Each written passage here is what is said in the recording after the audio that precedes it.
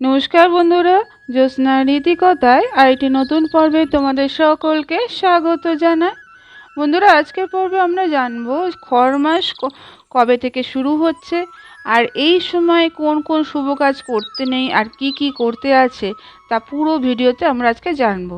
Skip না করে পুরো ভিডিওটি দেখো, ভালো লাগলে অবশ্যই শেয়ার করে দিও আর লাইক করতে ভুলো না। পাশে রাখা বেল আইকনটাকে প্রেস করে রেখো যাতে পরবর্তী এইরকম কোনো ভিডিও নোটিফিকেশন সবার আগে তোমাদের কাছে চলে যেতে পারে।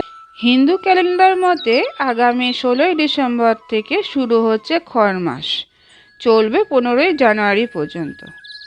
স্বাস্থ্য মতে এই সময় কোনো শুভ কাজ সম্পন্ন করা উচিত নয়। এটা বিশ্বাস করা হয় যে সূর্য ধনু রাশিতে প্রবেশ করলেই খড় মাস শুরু হয়, সূর্য মকর রাশিতে প্রবেশ করলে তার সমাপ্তি ঘটে।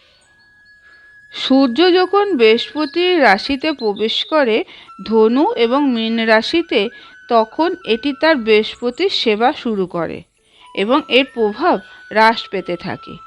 এই কারণে এই সময় কোনো শুভ কাজ করতে নেই।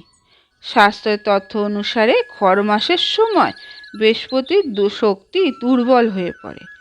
শুভ কাজের সময় সূর্য ও বৃহস্পতি উভয়েরই শুভ অবস্থান থাকা খুবই প্রয়োজন, তাই খড় মাসে কোনো শুভ কাজ করা হয় না। বন্ধুরা, এবার আমরা জানবো যে এই খড় মাসে আমাদের কি কি কাজ করা উচিত নয় বা কি কি কাজ আমরা করব না। খড় মাসের সময় বিবাহ সংক্রান্ত যে কোনো শুভ কাজ করা নিষিদ্ধ। মনে করা হয় এই সময় নিয়ম মানা না হলে তার দম্পতির মধ্যে অনেক ধরনের সমস্যার সম্মুখীন হতে হয়, বৈবাহিক জীবনে কোনো সুখ আসে না। এমনকি খড় মাসের সময় নতুন বাড়িতে প্রবেশ করা বা গৃহপ্রবেশের মতো শুভ কাজ করা উচিত নয়।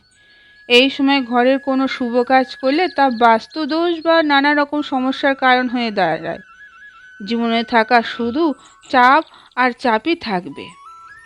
খড় মাসের সময় নতুন কোনো ব্যবসা শুরু করা উচিত নয়, তাতে সাফল্যের পথে বাধা সৃষ্টি হয়, নতুন কাজের চ্যালেঞ্জের মুখোমুখি হতে হয়। খড় মাসের সময় মুন্ডন, ধাগা বাঁধা বা অন্য কোনো শুভ আচার অনুষ্ঠান করা ভালো বলে মনে করা হয় না। খড় মাসের সময় ধ্যান করা উচিত, ঈশ্বরের উপাসনা করা উচিত, তাতে সংসারে সুখ সমৃদ্ধি বয়ে আসে। বন্ধুরা, আমরা তো জানলাম যে খড় মাসের সময় কি কি কাজ করব না। এরপরে আমরা জানবো এই সময় আমরা কি কি কাজ করতে পারি। খড় মাসে প্রতিদিন সকালে ঘুম থেকে উঠে সূর্যের পুজো করা উচিত, সূর্যকে অর্ঘ্য নিবেদন করা উচিত। এই সময় জপ, তপস্যা, দান ইত্যাদি করলে জীবন থেকে সকল প্রকার কষ্টের অবসান হয়, শুভ ফল লাভ করতে পারেন এই সময়।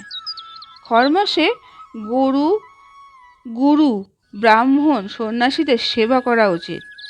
এই বিশেষ মাসে পবিত্রতা নদীতে স্নানের বিশেষ তাৎপর্য রয়েছে, পুণ্য লাভে করা হয় বলে মনে করা হয়। খড় মাসে যে কোনো পবিত্র তীর্থস্থানে ভ্রমণ করলে বিশেষ পুণ্য লাভ করা যায়। মন্দিরে যেতে পারেন এই সময়, মোক্ষ লাভ করতে পারেন এই সময়।